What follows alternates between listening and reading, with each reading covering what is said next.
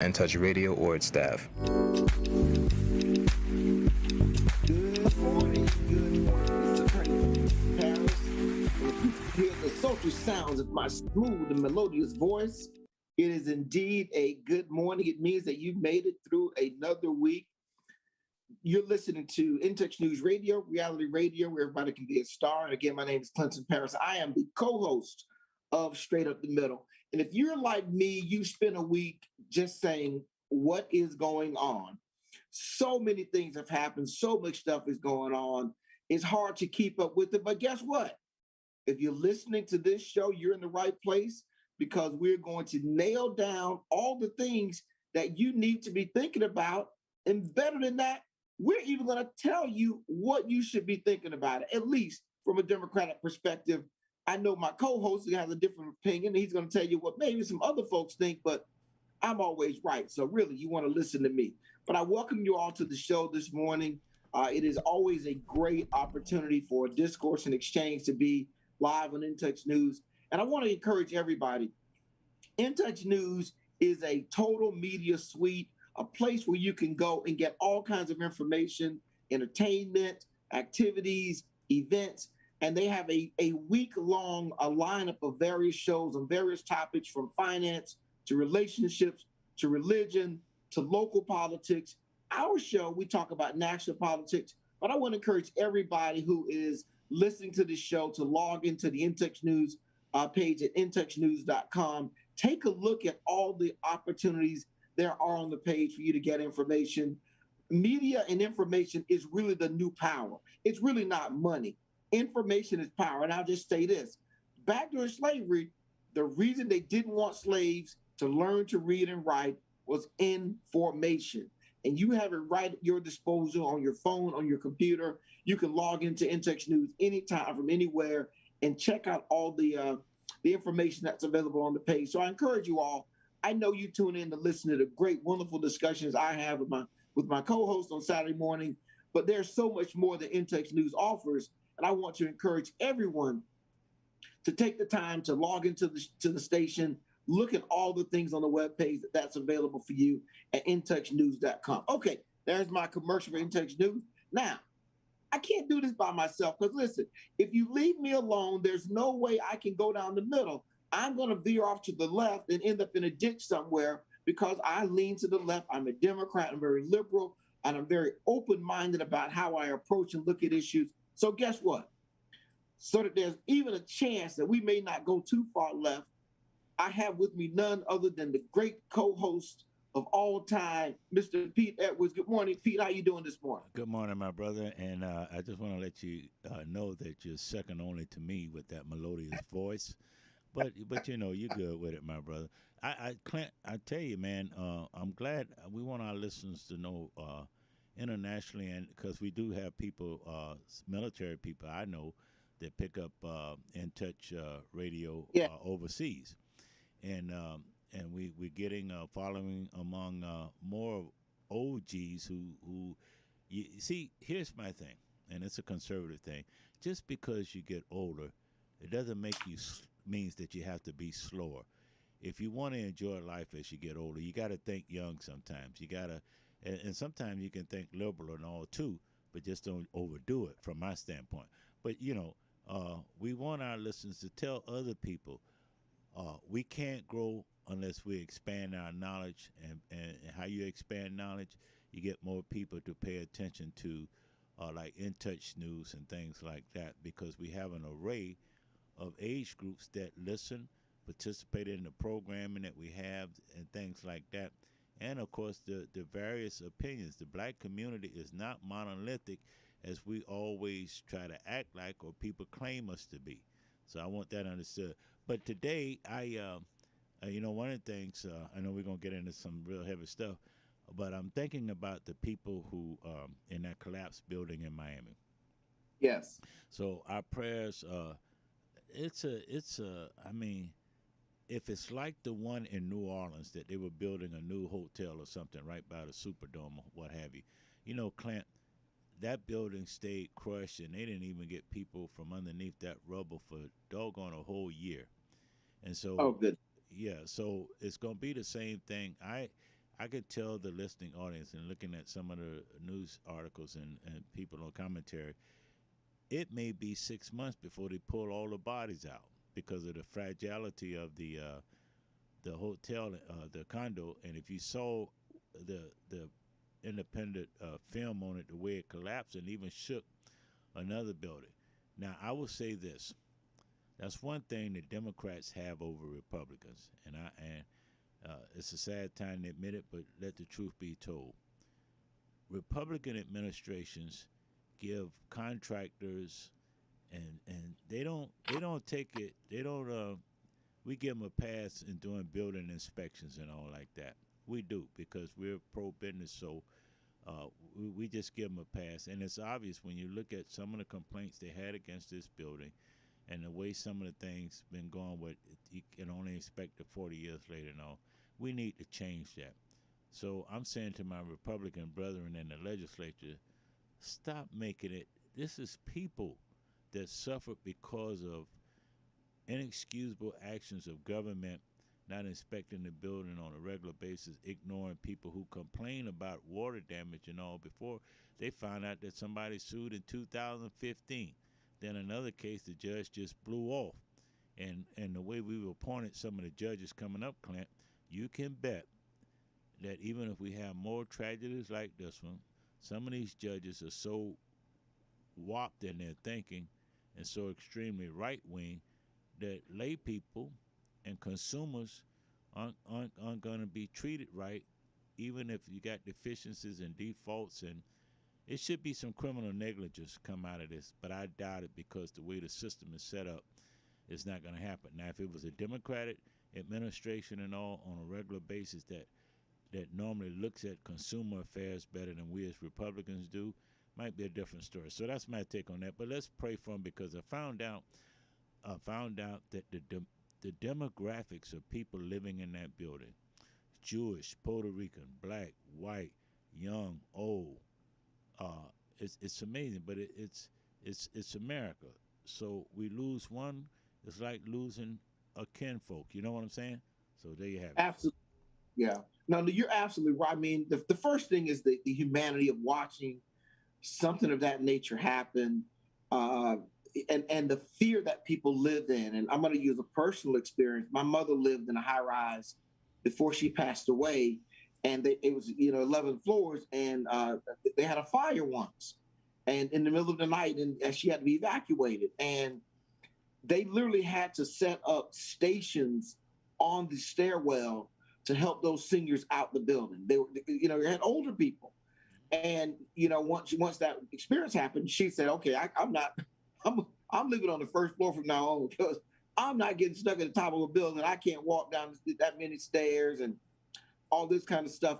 But I remember her fear of being in that building after that, just the fear that something had happened in the middle of the night, and there's little I can do about it. I did some disaster relief work in my younger days, Pete, and it's amazing how quickly something can become, a pile of rubble. And you're right about the way that we look now on that inspection piece. I have this theory, and I'm working it up, and I'm bringing it out more and more public about what happens in America, and it's really tied to capitalism. And I say capitalism has no conscience, and so when it comes time to make money, that drives how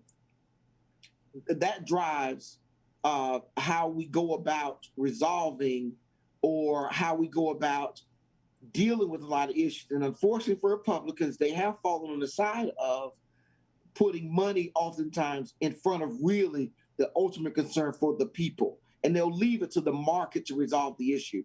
If it's not quality, for example, in this situation, an engineer back in 2018 came out and said, hey, this building has a faulty design from the get-go. And that's because there's a slope that's not, there's no drainage slope at the bottom or something along those lines, he said. Mm-hmm. And so you get water intrusion into the slab. And that was done in 2018. But nothing was done about it.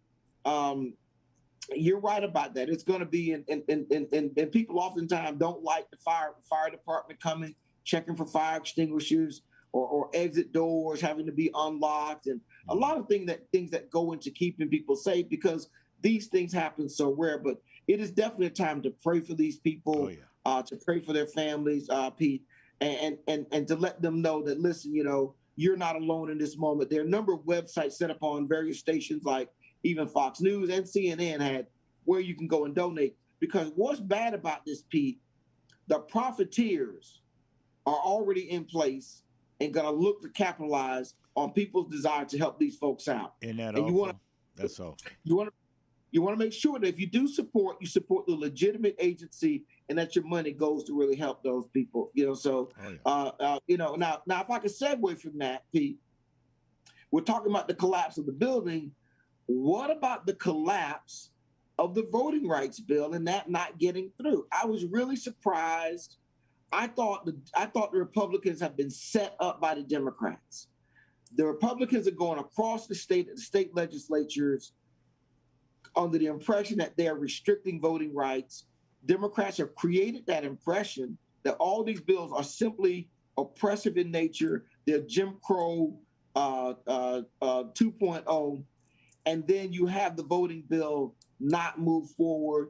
Have the Democrats set the Republicans up to hang this around their neck, Pete, No. as the No. reason No. this thing didn't get through? You think we worrying about somebody like Chuck Schumer? I've said over and over, even if I was an independent or even if I was a conservative Democrat, just being honest, Schumer is not, the guy is fake, okay? He's fake. So the voting thing, for an example, I hear some of my brethren, my soul brothers, talk about voter ID. We use voter ID for everything. Everything. Even when you go into one of these agencies that you send money off, Western Union, PayPal, or whatever the case may be, MoneyGram, whatever, they ask you for an ID. We go into this, we check our kids out of school. We got to have an ID. Drive a car, you got to have an ID, supposedly. So the ID piece, as I said before, it'd be one thing if you were forced to pay for it. But when you look at a lot of the bills across the country that talks about ID production, producing it, they have funds in there to pay for an ID. And a lot of people have never had a state issued ID. And so now they can get one that's paid for by the government, and then they're complaining about that. But we go everywhere with an ID. That's They crazy. dropped that though. That was dropped. Well, That was some one of of it was the dropped. Yeah. came through, and they dropped the ID objection. And I thought, well, that'll get the Republicans to jump on, to make this thing move. So they dropped that. But she was anticipating, I didn't object based on what Joe Manchin put forward. She goes, fine, I'll go along with that. I'll drop the voter ID objection that we have and see where it goes. So the voter ID piece is not really, I'm trying to, on the table. I think it's more of a federalism issue. They don't want federal rules imposed on states regarding voting. I think it's a setup, though, from where I sit. Well, when we didn't do anything, and good people are in all parties, trust me on that, and bad ones too. When we didn't do anything, when the Supreme Court, led by John Roberts, gutted the Clarence Act, I think it was Shelby County versus somebody, whatever, and they had an opportunity to do some things about it in Congress and all. They didn't do anything. I told you before, there's a part of the Republican Party that's interested in making this country either go back to post-Reconstruction or be a Nazi-style America. That is true. Now, on the other hand, reason why we can sit as, I'm gonna be an honest Republican, and let's say I'm a right-wing extremist. Why would I, and I'm in Congress, why would I push anything with voting rights? You know why? Because when I look at all of the judicial appointments that Trump made, my friend Trump. Now, I'm doing this from a hypothetical point of view, but a good logical, for real thought process too, Clint. My friend Trump has put judges in place that's going to adhere to the political principle of the way the Republican Party is now. Do anybody really think that when the Justice Department is suing Georgia and then the Arizona thing and the whole bit, I can tell the listening audience right now, the type of judges that's been appointed are going to uphold whatever the Republican political party wants to do if it meets any of the philosophy with regards to the rule of law. It's a win-win. So as a Republican right-wing conservative, you think I'm worried? The Democrat Party is shooting themselves in the foot. The black community is known not to vote during off-year election. And so, and when then you look at the division among people of color, see, the Democrats are forgetting. You got, for an example, Cubans that come over. You got two different opinions with Cubans. You got the white Cubans and you got the black Cubans. When Puerto Ricans or well, not Puerto Ricans, but El Salvadorians and Nicaraguans and other people coming in from Central America, within their color scheme, the light ones favor Republicans, the darker skinned ones favor Democrats, but they don't have the money and the power. So let's be honest about it. If I'm a right-wing extremist Republican, you think I'm worried about the Justice Department going in to sue Georgia and all like that? They're going to lose them all. Now, they will probably throw out we shouldn't arrest people for being given water and all like that. But the rest of it is politics. Schumer knows it's politics. Pelosi knows it's politics. And until the black community decide to get a new coalition, we keep acting like that we cannot get white conservative Republicans, particularly low income and low middle income, to join us. If we got a good platform, then we can get a coalition together. But we keep ignoring them. And guess what? We're trying to do it by ourselves, and it ain't going to work. That's my take on it. Pete, so as usual, I'll just say that you're wrong on everything that you just said, but that's okay. That's what this discussion is about. People having different opinions. All right, let me go to the first point. Is the whole goal of this voting rights bill was not to get it passed. It was to bait the Republicans into opposing it, so that Democrats could go back to the states and say, "See, these people are really out to take your voting rights away." One of the greatest achievements and liberators in the American experience has been the achievement of voting rights in the African-American community that came out of the civil rights movement. For all of us young folks who missed the movement, Pete, we missed it. And we missed the glory days. We missed, storming the beaches of Normandy. We came in late.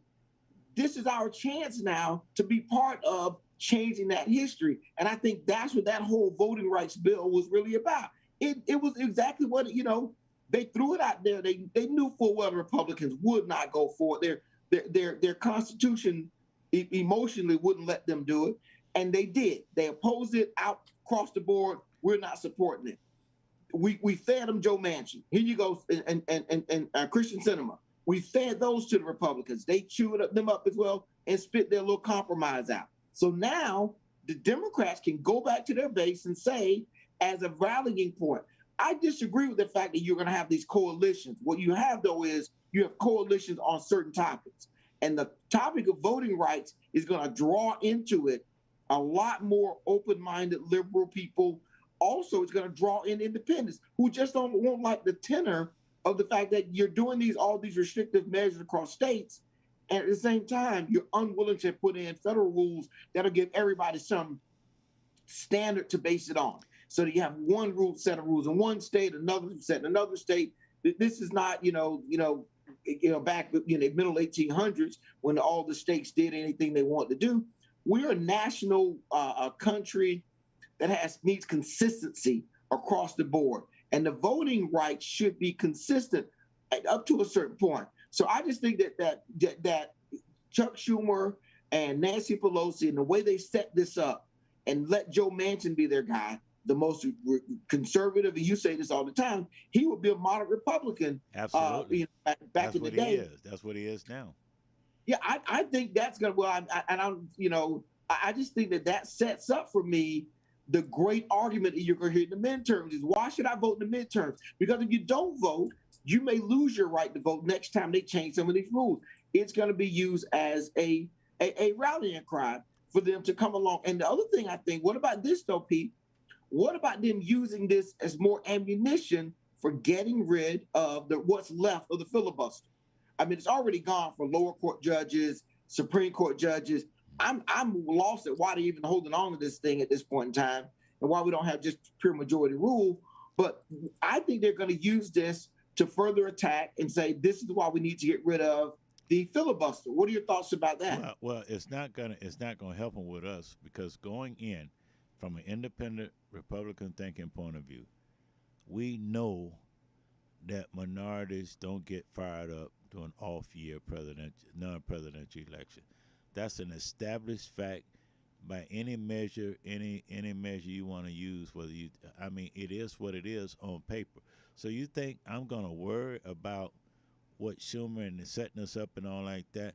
It's sad for me to say, but it's true. African Americans don't get fired up to vote on national issues, and even sometimes within state legislators, if it's a non-presidential year, we just don't get fired up for it. And the other part of it too, we have to admit, whether we like to admit it out in public or not, when you look at some of the folks, black people like me and you, that's trying to advocate for improvement in voters' rights and all like that. You look at how long they've been in office. You look at some of the times when you don't see them out in the community. They're suspect. So I have to have a trust but verify attitude with them, not from what other people tell me, but what I actually see and don't see them doing in our community. So you add all that together. As a Republican, even if I'm a right-wing extremist, I'm going to smoke my cigar, maybe with Darrell Johnson, and we have a different opinion of views, and enjoy myself because it's not going to work. You talk to young people. There's an article in one of the national publications this week, Clint, that just came out Thursday or Friday, that talks about how young people use other reasons for not voting. Not interested, they're the same, the whole bit. So do you think Mitch McConnell and those guys are worried? Now, I tell you the other piece of it that the Democrats don't want to come out, and they're lying to their constituency.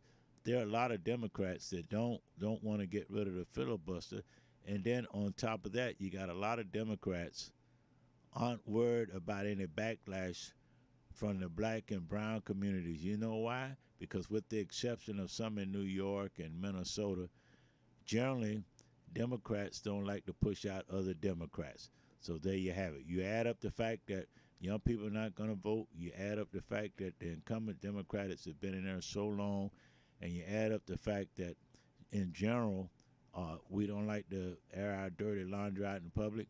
So as a Democrat like Schumer, somebody, I can sit there and fake it to make it, but knowing all the time I'm not really interested in because I want to hold on to power. And when you talk about the progressive black Democrat like the guy Bauman from out of New York, he talks about it. That's why they knocked off a couple of longtime Democratic incumbents, because they found out that they were shields and all. The only difference is African Americans in the Democratic Party do not hold others in the party accountable. Republicans, we do. What did Trump say as he go to Ohio today? He says, we're going to run primary candidates against the incumbent Republicans who have gotten off track. Do you think you have any knowledge where in Hillsborough County, where any black Democrat opponent coming in to knock off a black incumbent talk the same way? No, because we worry about what they're going to say in church and all. The hell with that. You got to vote for people who really going to take your interests at heart. And I'll turn it over to you, my brother. That attacking of incumbents, though, it's a pseudo national strategy that Trump is employing. But rarely do you get it. Often incumbents, they don't run. I think that's what did in who was the senator before Tim Scott from Florida? Older white gentleman that not Tim Scott, but Bill Nelson. Bill Nelson. Bill Nelson. He got fat and lazy because he never had opposition, and so he got real opposition, he was in a pickle. I understand that now, but what role do you think this Georgia lawsuit is going to play in whether or not the federal government adopts a national voting rights bill? And what do you think about the chance of it succeeding? Well, I think the feds will win the part of it against, I think eventually they're going to throw out making it a crime, giving people water. If in the Florida bill is something similar in Texas. So I think on some points like that, the courts will throw those out and narrow it down. But we're in a time now where states' rights have come on strong. South, out in the Midwest and the West. The problem is, as far as people of color, they don't look at how they can use state rights for a positive benefit. You hardly ever hear coalitions of African Americans and all talking about how to enhance state rights. I give you a perfect example. What always used to, I mean, it's sad to say, but it's what happened. Black person gets shot and all like that in the South or anywhere. But even in Florida and even in the Tampa Bay area, we would have black politicians and leaders say, oh, the federal government, we're going to turn it over to the FBI to investigate. Well, what happens when they turn it over to the U.S. attorney and the FBI investigate, they knew already before they came out publicly to put on this act that it was going to get buried. And so what, and to be honest with you, that's what happens. When people tell me we're going to ask the Justice Department to investigate, you think I get excited about that? Because I know they're not going. You know that. You're a lawyer. You know what time it is with that. Well, listen. I know we're going to be going to commercial soon, but a Major League Baseball player, you just be striking out left and right today. I mean, Pete, you got to get your head. You completely missed this one. Listen, you didn't wonder why the lawsuit is in Georgia and not one of the other states? They can't win it. They can't win it. It looks good because Georgia has been the most abusive one. But people forget, you have to look at the judges that appointed. When you look at the Fifth Circuit Court of Appeal or the 11th Circuit, which is I think is in Atlanta now, you look at the makeup of those judges and the new ones that they put on there during the Trump administration. You really think when you look at the makeup of those folks that they're going to rule in favor of the Justice Department? We're whistling in the dark, my brother. I'm just keeping it real. But Pete, listen, and I know we got to go to break in a few minutes, but let me point this out. This lawsuit is not about winning in court. It's no irony that immediately after the voting bill kind of fizzles out in Congress, you get the announcement of this lawsuit. And it's in Georgia. Now, there are very few states that are synonymous with Black oppression more so than Georgia. That's correct. And so that's what they wanted. They could have picked the 5 other states who passed very similar rules and laws. But Georgia is synonymous with the oppression of. I mean, it's like the ground zero. So I think the psychology of making this an election issue next year, and they're going to trickle out various hearings and announcements and things of that nature related to the fight. It looks like Biden's standing up for the Black voters in Georgia and under the similar rules. And based on that, I think it drives the motivation for people to get out. Now, I will say this. My perspective is the greatest advancements that African Americans have received have typically come from the federal level, where the states were being oppressed, the federal government rolls in and says, yeah, well, we're going to break some of this stuff up. So I think from that perspective, it was a knockout. It was a great strategy by the Biden administration if they're coordinating. And he says he does it. The Justice Department does its own thing, but who believes that? And suddenly the media doesn't want to complain about that. But I just think that's why we got that in Georgia. Okay, Pete, so we got to go to break. And before we do that, I just want to say a couple of things. And I want to come back to some stuff I know that's on your mind. And the word you used was infrastructure, bait and switch. When we come back on the other side, we're going to get into some talk about the infrastructure bill. We're going to talk about Kamala Harris finally showed up at the border. And if there's that meeting thing, anything comes out of that. Also, Pete, you can tell us what your thoughts are about the ability of Senator Tim Scott, the great Black Republican from South Carolina, the senator, and his crime and his police bill. Also, get your thoughts on this. And what you're thinking about over the break is the appointment of none other than my friend Alec Hall to be the public defender for the Middle District of Florida in the federal Middle District of Florida. That's the great thing for today. That's some things on the table to talk about. Right. We're going to take a quick break. When we come back, we'll jump right in. This is In Touch News Radio, reality radio, where everybody can be a star. We'll be right back.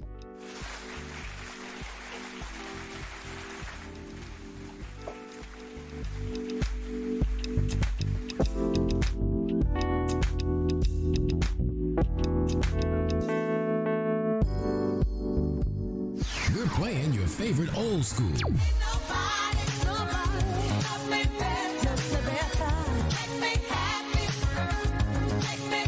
Today's R&B.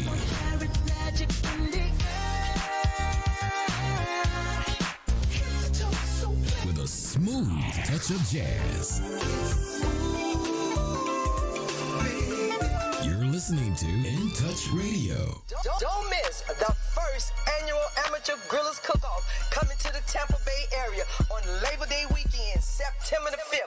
Hosted by the Dr. K.C. Patel High School, located at 10721 Rollison Ranch Road, right here in Tampa, from 11 a.m. to 5 p.m. There will be a $500 cash prize to the best amateur griller. If you feel that you've got the skills, then you need to bring your grill. It doesn't matter how big or how small. You can drive it up, push it up, pull it up, or even let grandma and grandpa help you set it up. Just bring the entire family out and enjoy some of the finest amateur grill meats. Sample the sauce and find out who has the best sauce. Bring your meat and put it on a plate, and let's see if you have what it takes. For vendors information, text 813-965-4456. You're listening to Tampa Bay Tammy Your girlfriend. on In Touch Radio. In Touch Radio.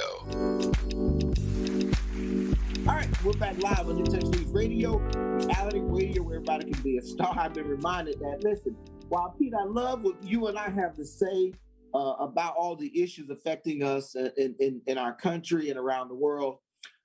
We do want to give our listeners a chance, if you want to join the discussion, to call in. The call-in number is 813-444-9588, 813-444-9588. Okay, so you can call in and join the discussion if you want to participate. That is where you can share. But we do appreciate you listening. And as always, I'm here in the morning.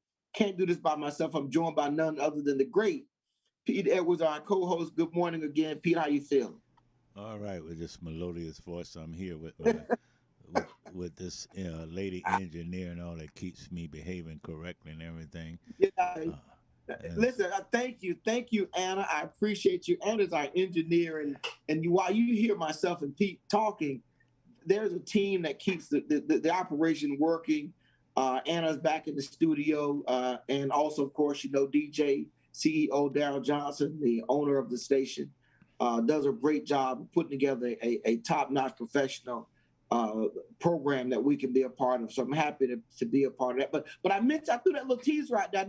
I knew you'd nibble on that about Alec Hall. What are your thoughts about that? Let me just say this for everybody out there. So real quick, let me say this. So if you just don't know how this works, in the legal system, everybody's entitled to have a defense. And on the federal side, you've heard about the federal prosecutors. You hear about them all the time and their involvement with big cases and chasing Trump and all they are. Well, in Florida, we're divided in, and one of those is the Middle District of Florida. That is located in the central part of us, Tampa, and the call who's been for a couple of days was appointed by the 11th Circuit as the public defender for the Middle District. That's the federal court system. Your thought, and what are your thoughts about that appointment? Let me tell you something. Alex is a good guy. Let me tell you what he should have been a federal judge or magistrate by now. I remember during the, I think, Obama administration, he went down to Orlando, which is part of the Middle District of Florida, to interview, I believe, for a magistrate position. He actually applied a couple of times for a judgeship in the state system. But what disappointed me is that the black legal community did not come out openly, even the black legislators, when he had a chance for a circuit judgeship or whatever, his name went up. But they send diversity names up, but a lot of times who's going to get it before they go up. But they've never rallied behind a hard-working brother. He's not flashy. He just puts the work in. And so I'm happy for him. I was pulling for him for that magistrate job and all, but it just shows you that we have a lot of work to do. Now, here's the thing. Biden is in there now. if if I was the so-called Black Democratic Party leadership in the state of Florida, a guy qualified for Alex like Alex is, I tell Biden and all his people, hey, listen, you forget about making him a black first black public defender over the Middle District. The man ought to be a federal judge. But we see the black Democrats don't hold the Democratic Party. Time Joe Biden got in, as he started making judicial appointments in Florida, even though they go through that screening committee they used to go to, Alex Hall should be at the top of the list of a black federal judge being appointed in the Middle District or whatever. But they won't do it. Now, I can tell you as a Republican, we don't, even in the statewide or whatever, and Trump proved it too. I think Trump only appointed 2 black judges across the country. But here's the thing. Statewide, he will never get a state judgeship, not from a Republican, because you know why? Number one, he's a public defender. Judges, like governors, don't like Republican governors. They don't like to appoint public defenders. They don't like to appoint moderates. They don't even like to appoint Republican moderate judges, and particularly if they're black. So that's just the reality of it. I don't like it. That's why we got to pull the Republican Party back in. But here's a man qualified that should have been, he reminds me of George Edgecombe. And I grew up with George. I was a little boy behind him, but I know him very well because we grew up in the same North Boulevard home. But here's a guy that what gets me is the Black Legislative Caucus has never statewide has really pushed, whether it was Rick Scott, the president governor, Jeb Bush did a little different, but this man should have been a state judge or a federal judge. So the question is, what Kathy Castro, what all of them going to do and say, hey, we're happy that and remember, Clint, the listening audience need to know that it was the federal judges appointed him. So, that's always political, more so than the president. But this man ought to be a federal district judge. He reminds me of Edgecombe, and he also reminds me of, and I know you've done work with him, you remember Judge Henry Adams, who's in senior status now, my brother? So it's like that. Clint? Can you hear me, Clint? So that's huh? Yeah, the best thing about Alec, I think, is he is everybody's lawyer. The man qualified. He's qualified, way qualified. Absolutely. Now we understand though. Let's not make this out to be, Pete, the outside forces of the community are going to drive a Republican legislature and a Republican governor to appoint who they want them to appoint. Because we've gotten some people appointed to in Florida through Republican, but they have to come from the Republican side of the push has to come from the Republican side for that person.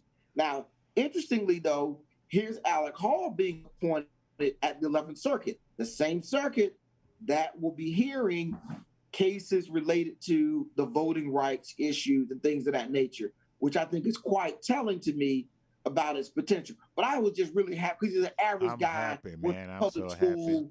Happy. I think he went to undergrad at Florida. I may be wrong about that. And then he's just built his career up in a great way. And I'm glad that he's getting finally the accolades that he deserves and that should be coming his way. And this may open the door for him to get to that federal position that may come down the pipe. But I thought it was a great thing. And like I said, great guy, young guy. Yeah. Oh, yeah. And I'm very happy for him to have gotten it. Now, to your other person that I know that you want to chit chat about this morning, the Republicans decided, they've got, one black Republican senator. Let's stick him out front and give him something that's almost impossible that we'll come back 20 years later and blame him for. And that is Tim Scott working on this policing reform act along with Cory Booker and Karen Bass. Now, they had a deadline that was coming up, and they've announced they've got a framework that they're going to be negotiating on. What are your thoughts about this potential police reform bill, and what does it mean for Tim Scott in the Republican Party? Well, first of all, again, from a right wing extremist Republican point of view, Tim Scott knew in advance that they were setting him up to hang him out to dry. Number one. Now I'm serious when I say that. Because you got to look at the way who helped him get appointed to senator in the first place. Then secondly, he's up for re-election. So he's not going to do anything to the people from South Carolina, those Carolinians, the Republicans, they're going to make them think that he's a moderate or, God forbid, a moderate Democrat. So what he's doing, he's going to take the heat. No, you know why? Because he wants to get reelected for another 6 years. He wants to benefit from all of that. So unless they really do something with qualified immunity, Tim Scott knows already that, first of all, it's going to be a failure. Number two, he's not worrying about being put out there to dry and all, because he saw that when he took the doggone position in the beginning. And to show you the difference between how he's handling this. If, it used to be a song out, and Anna may remember this old school song. It used to be a song out, "Let Your Conscience Be Your Guide." Okay? And I forgot with the black lady singing this, but he doesn't have a conscience because he's put his political future ahead of everything else. If a black man, regardless of political label, cannot stand up and call out some of his fellow elected officials and all, when he knows up front that they're wrong, they're racist, or they're just biased as hell or whatever, Tim Scott is in the same position as Clarence Thomas. They both benefited. They both forgotten that they're black. He can say, "I've been stopped a lot of times," and all. But when have you seen him come out against Republicans who have done stuff wrong on some of these bills they were trying to pass? He's not going to do that because he wants to personally benefit more than his constituents. And then on top of everything else, black people didn't put him in office, and he knows now that black people can't put him out of office. So I'm like Tim Scott. If I'm him, hey, bro, I love you, but guess what? Survival of the fittest. So that's why this bill's not going to make it. I mean, I feel sorry for Tim Scott in a way, because when it's all said and done, they're going to bury him black, and then he's going to leave a legacy behind. Here's a brother that could have been a good conservative black senator in the Republican Party, but he failed to call out privately or publicly any racist comments made by his colleague. And when you can't do that as a black man, you've already been compromised to your death. I'll leave it at that. Well, I don't know about the calling out as his colleagues and all that stuff, Pete, because, when you're the only black person in anything, we've all been there. Oh, yeah. It's a tough road to hoe. When you're the only black person sitting there. All things black fall on your shoulders. All things black. I was at a law firm once that had they brought a young black lawyer. She was sharp. She lasted about a year, and she left the firm. And they decided they wanted to investigate, what happened with her leaving the firm. And, they came to me. And I said, look, we all are at this firm. We all know what happens here.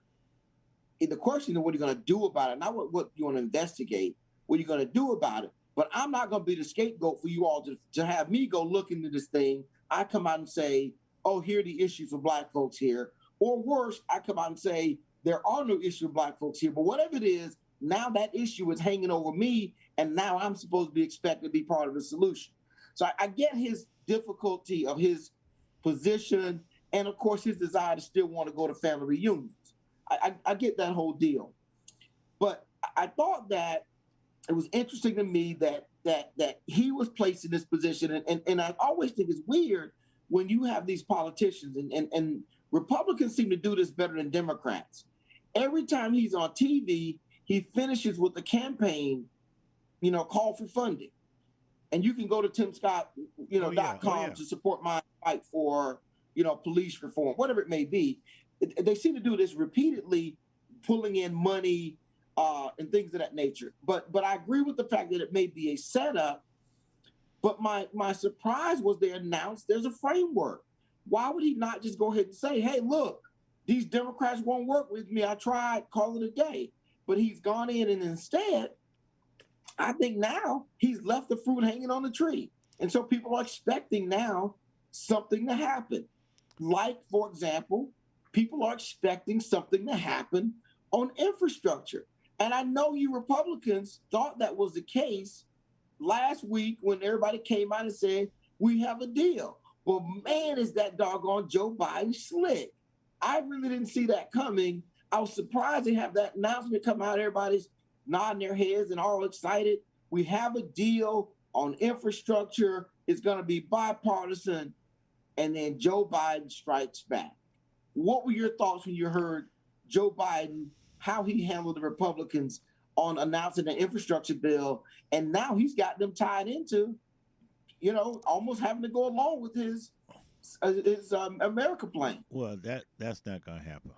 If I'm a senator, regardless, if I'm a Republican senator, I know already that number one, that the philosophy of the party is we're not going to push for the other part of that bill with all that they call infrastructure. That's not going to happen.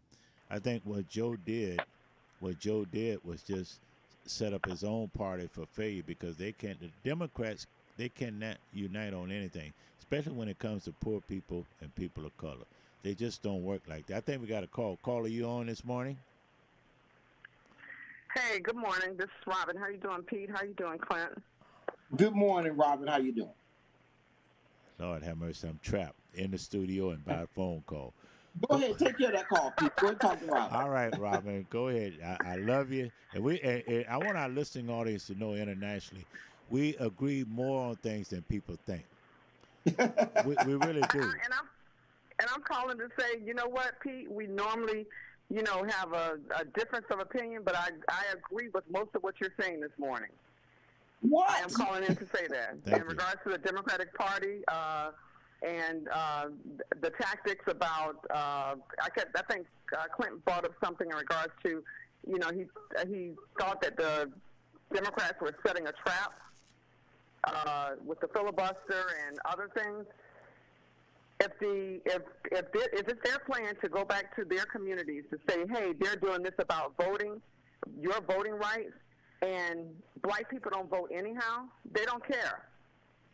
So you go back to your communities or your districts and say, hey, this is what happened in D.C., and they're trying to take your voting rights away.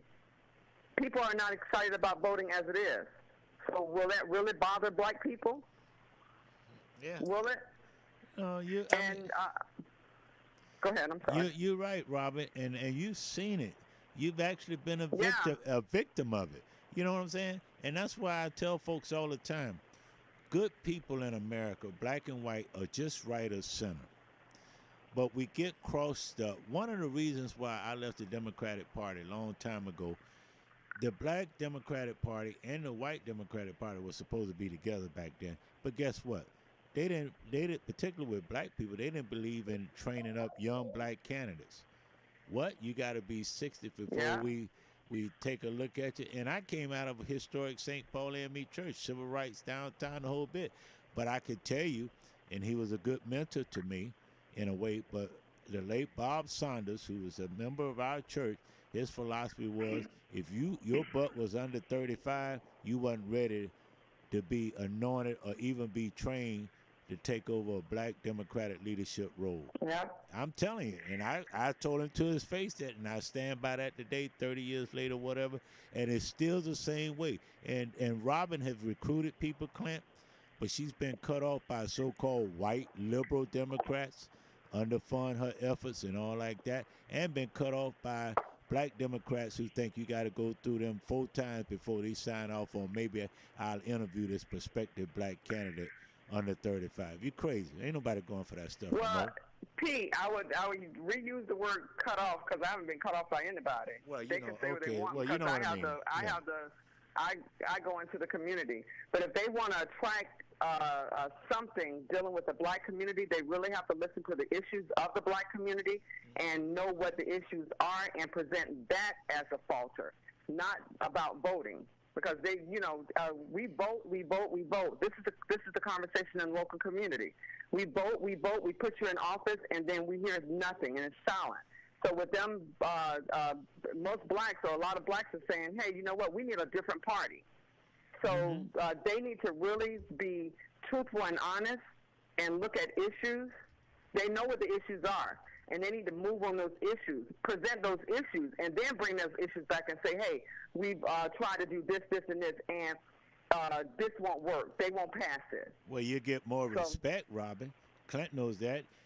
We've all disagreed, but when you sincere in your presentation, you get more respect, and then you find out you can have better coalitions on issues that maximize the strength of a good coalition, even within the black community. But when you don't be honest and all, I mean, it's crazy. And when I talk to young people, and you're out there all the time knocking on doors and all, the first thing they tell you, forget about distrusting the white person. How about not trusting the black person that's supposed to be next door to us in our community? We don't see them either. So go figure. Yeah, the message has to be different. They have to, the message has to be different, and they need to do something different. And they know this. People are saying this. Black people are saying this, and it's going to deaf ears. So I don't know what the midterm elections. The last election with the president, that was strictly based on, not based on hate, but both parties were spewing hate. Right. Hate Trump hate them. So they don't have that anymore. So what are they going to do about 2024?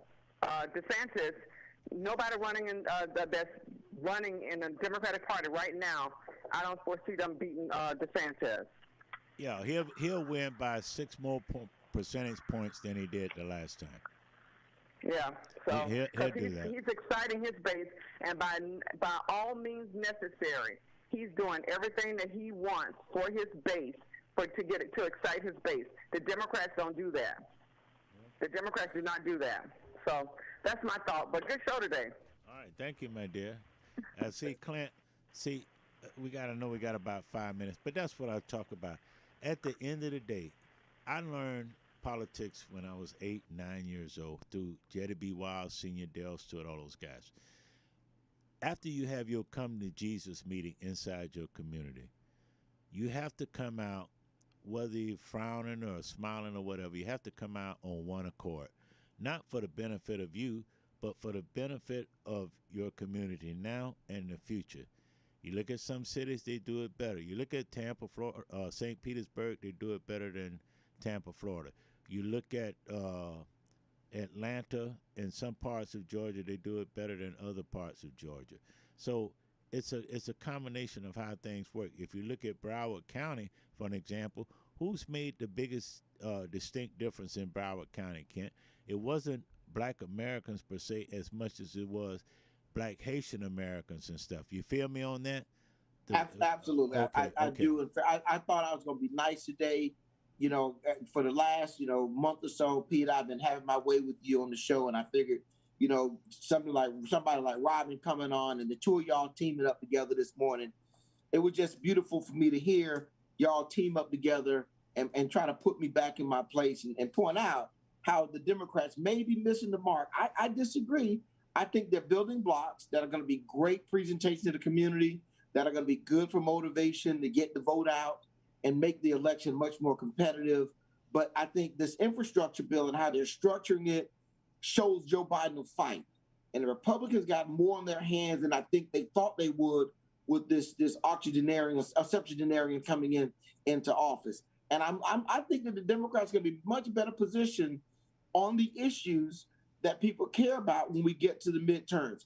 And the attitude of the Republicans is just going to fuel the opportunity and the willingness of the last remaining pieces of the filibuster to be gotten rid of. Pete, let me let you have the final comments, and then we'll close out. Well, we enjoy these shows. Our listeners throughout the world And we ask you to participate more. Send in some letters, comments, what you think of the show, what we need to talk on. Call in sometime, more like Robin. I don't care whether you call from Fairbanks, Alaska, or wherever you listen to the show with the military, whatever.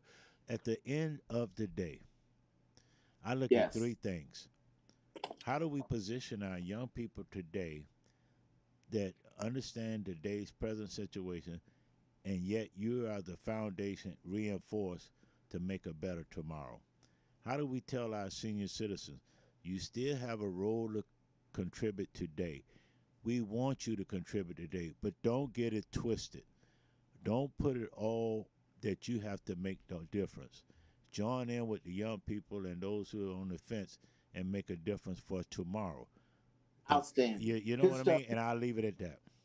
Thank you very much, Pete. Want to thank everybody for listening in this morning. This has been Straight Up the Middle on Intex News Radio, reality radio, where everybody can be a star. Stay tuned for The Sole Purpose coming up right next on this station. See you next week. All right.